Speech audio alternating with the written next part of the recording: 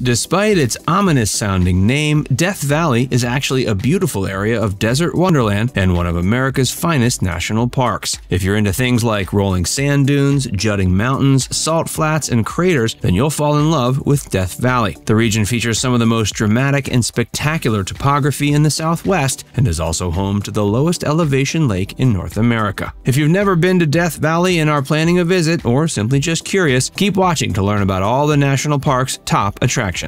The sand dunes near Stovepipe Wells. Just east of Stovepipe Wells, you'll find the Mesquite Flat Sand Dunes. We're not overstating to say the site is one of the most beautiful and heavily photographed landscapes in the park. When the sun graces the sculpted dunes in the early morning and dusk, it creates huge, sneaking shadows. The views are incredible. In the distance, you'll be treated to a majestic backdrop of mountains rising up on the horizon. If you're a photographer, this is a stop you won't want to miss. If you're planning to spend a few hours here, you have a few options to consider. You can either walk in the dunes, climb to the highest points, or simply whip out a camp chair and soak in the gorgeous scenery. If you hit up the park in January or February, you'll likely get the dunes all to yourself. The busy season is the spring, when there's rarely a dune without someone on it. But in our opinion, the best time to visit is after a strong wind, when the dunes are untracked and pristine. Badwater Salt Flats. You'll wonder whether you're still on Earth or have somehow been transported to the moon when visiting this beautiful site. The Badwater Salt Flats is a depression that's 282 feet below sea level. Just wait until you lay your eyes on the elevation marker indicating sea level that's placed high up on a mountain behind the expanse. This dry, cracked, and brutally scorched depression is located in a part of Death Valley called Badwater Basin. It's actually a sizable prehistoric lake bed left behind from an ancient body of water called Manly Lake. Not only is this the lowest point in Death Valley, but also all of North America. At the far end of Badwater Road, you'll come upon a landscape as alien and bizarre as something out of a science fiction film. It bears a striking resemblance to the lunar landscape and allows visitors to take in something they've probably never experienced before: utter silence.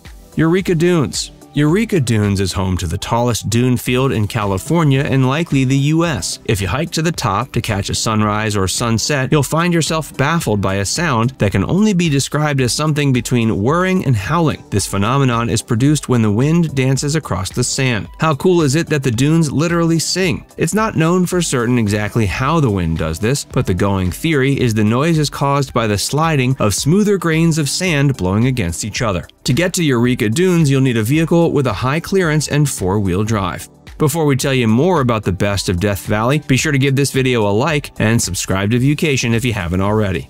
The racetrack. Another great place to visit in a four-wheel drive vehicle is this mystifying sight. At the end of a rugged dirt road, you'll find one of Death Valley's most enchanting, albeit puzzling, attractions. Known as the racetrack, this area is a massive dried lake bed where stones of various shapes and sizes can be seen with long trailing tracks behind them. It almost appears as if they've been pushed through the parched earth by some kind of invisible hand. For years, it was speculated they were pushed by the strong wind after many rainfalls, but recently it's been discovered, with the help of time-lapse photography, that they are more than likely moved along by floating ice pushing the rocks in the wintertime.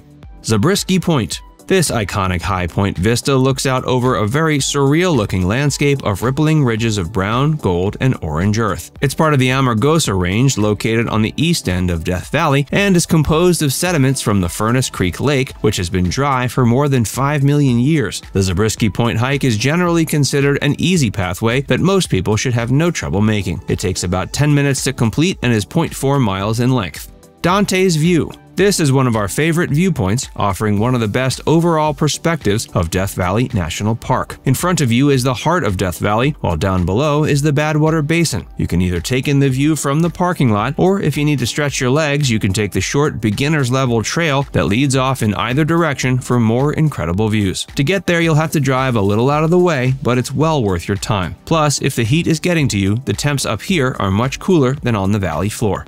Artist's Palette and Artist's Drive. The Artist's Palette is an area situated along Artist's Drive, a short yet scenic road that brings you up the Black Mountains. Here you'll see a very colorful section of the mountainside that bursts with nearly every color of the rainbow, from deep orange to bright pink, rich green, and turquoise. This brilliant display was created by the metals trapped in the rocks formed millions of years ago. Artist's Drive is a one-way 9-mile looping road, so be sure you drive carefully and take time to take in the natural beauty. This is one of the most relaxing and popular things to do when you're on your way to Badwater Basin or Furnace Creek, and it's accessible right off of Badwater Road.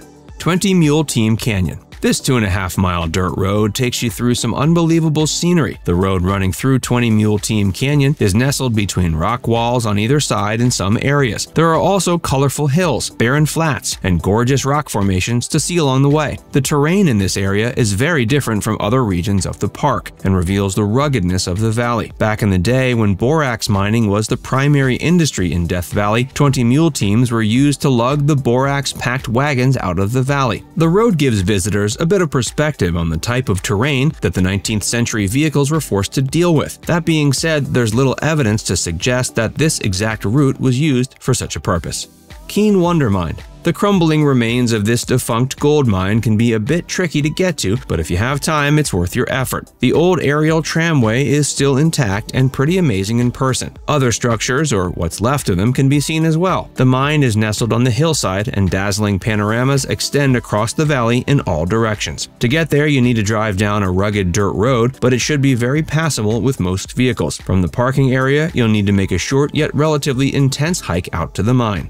Now it's time to hear from you. What are you most excited to see in Death Valley? Let us know in the comments section below. And before you go, make sure you give this video a like and subscribe to Viewcation if you haven't already. Click the bell icon to stay updated on all our latest content.